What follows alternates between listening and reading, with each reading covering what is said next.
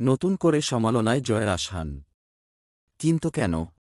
বড় পর্দার জনপ্রিয় অভিনেত্রী জয়া আহসান। কাজের সূত্রে কখনো পাশের দেশ ভারতেও আনাগোনা তার।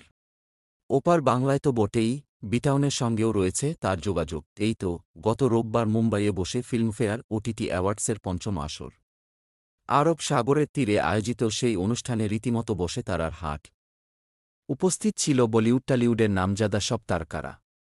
সেখানে ডাক পান বাংলাদেশের অভিনেত্রী জয়া আহসানও। ফিল্মফেয়ার ওটিটি অ্যাওয়ার্ড ২০২৪-এ বিশেষ পুরস্কারও পান অভিনেত্রী। মুম্বাইয়ের সেই মঞ্চে এদিন ঢাকার ঐতিহ্যবাহী জামদানি পরে হাজির হন জয়া।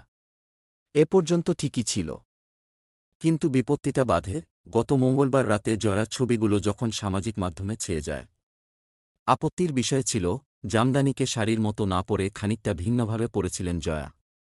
আর তা কেন্দ্র করেই সামাজিক মাধ্যমে অভিনেত্রীকে নিয়ে শুরু হতে থাকে সমালোচনা, বিতর্ক।